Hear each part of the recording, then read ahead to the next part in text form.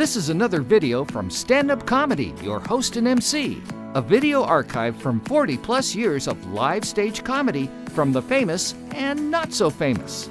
Here's your host and MC, Scott Edwards. Hi, and welcome to another great video from the Laughs Unlimited archive.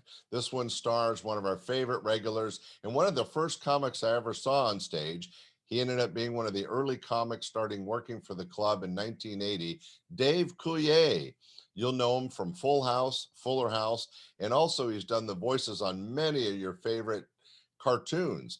Anyway, this set was from a show where he and Bob Saget did one of my anniversary specials. It was so much fun, and it's great to present him here. Here's a great comedy set by Dave Coulier.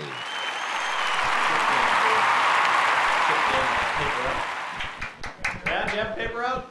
Oh, what a great job. It's getting late. You might have to run right to Denny's after this, huh? Yeah, I remember I took on a second paper out because I wanted to make $10 a week. It was a great little job. Helped me save up for my braces. Helped me get my first car. Remember your first car? Yeah, I love driving with a spring up my butt. It's great. Go right to Jack in the Box after this. Where to bounce with the clown. Your first car. Your parents never allow you to get that first car you really want. I wanted, you might remember, you're going to laugh when you hear it. I wanted an Opel GT. Does anybody remember this car? Poor man's Corvette, they used to call it. It was a good-looking Pinto is what this car was. Man, I wanted that car more than anything. My dad was very adamant. Oh, no, son. There's a lot of clouds of jokers out there on the road, Dave. You got to surround yourself with a lot of metal. Dad, I've already got braces. What the hell? Yeah, so I got that first car my dad wanted me to get. It was the largest landmass I'd ever seen in my entire life. Olds 88. 10-door. I remember looking at this car in the driveway thinking, I'm going to get into a serious boating accident. I think we need bigger dock space, Dad. Should have known. I looked down. The seat said can be used as a flotation device. Should have been my first advice. Yeah, I got my license first amongst all my friends, so I got to drive 20 of them around at the same time. And you pile them in your car, you let the windows steam up nice and good. Your friends are writing swear words backwards so that other people can enjoy them too. Next morning you're out in the driveway with a bottle of Windex and your dad's going, yeah, wipe that off too. Yeah, and somebody drew a dick right there, Dave. What the hell kind of friends you got, Dave? I could draw a better one than that.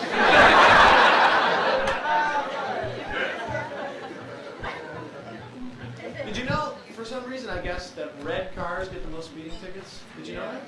I guess it must be easier for cops to spot or something. And it's true. My first car actually was a red car, and it was one ticket after another. So I painted my car blue. Sure enough, I got hit by a speeding red car.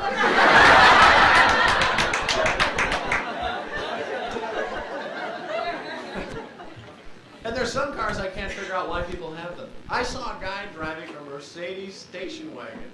Now, what is the point of this car? Is this so the kids in the back can hit on chicks? I don't know.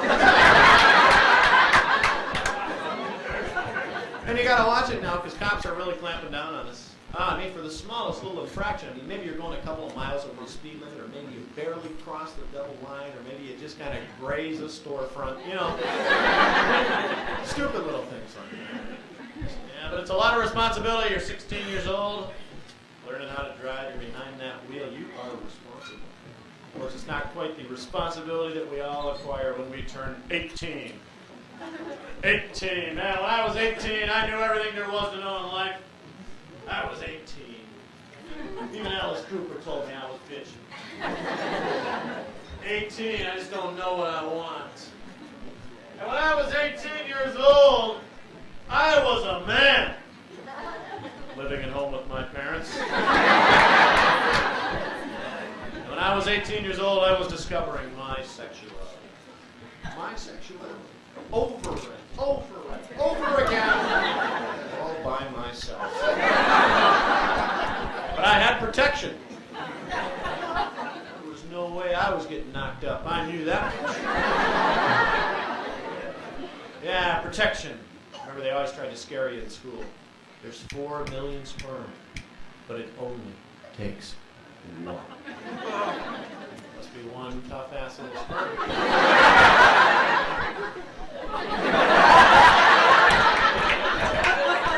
Rudy Barrich.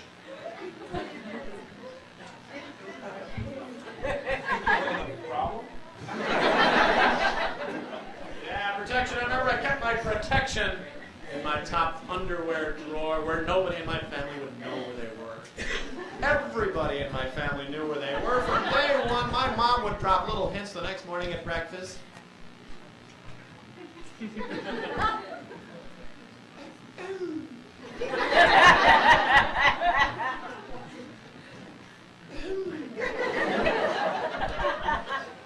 So, son, you know your underwear. Put them back in your underwear drawer. Where they belong.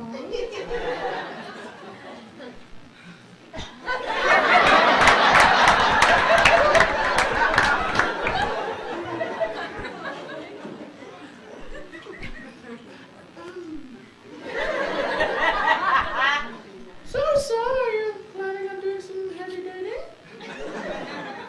I'll bet you must have all a dozen girls in mind.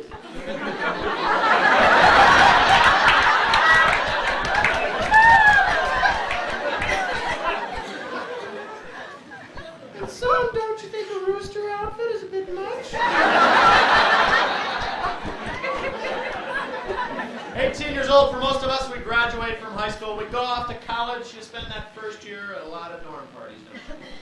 Frat parties, sorority parties. Halfway through that freshman year, you start acquiring professional party skills. You think to yourself, hey, I might have a major here.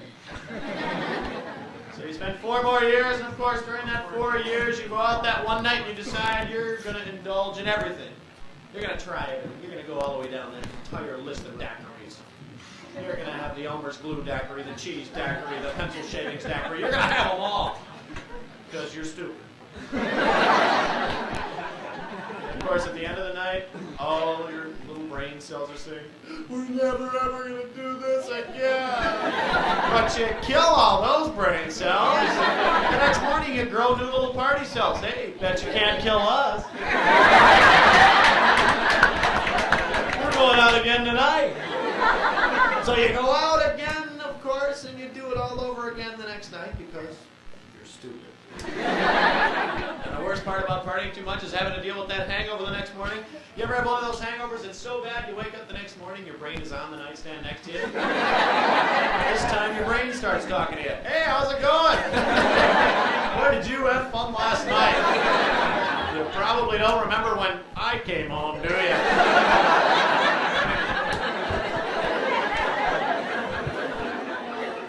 I like going out, though. One of my favorite things to do is go to blues and jazz clubs. You like blues and jazz?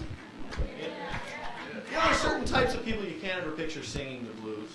Oh, Japanese people.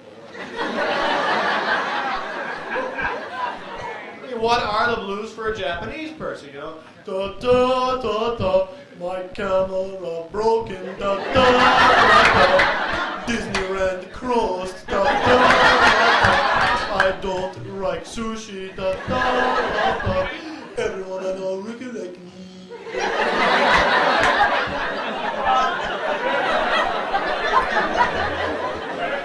Now one night I'm going to do that bit. I'm going to walk out of a club and there's going to be a little Japanese guy standing there. You're a real flopper.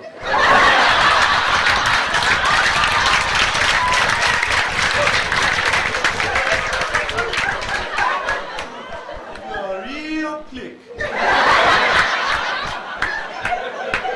better watch that guy, all your property. Hey, that was Dave Coulier, and just so great to be able to present some early footage of him at the club.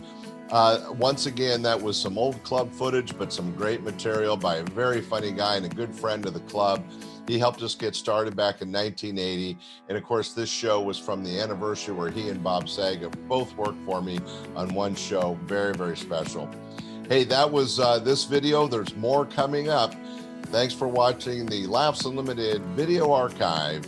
See you soon. Bye.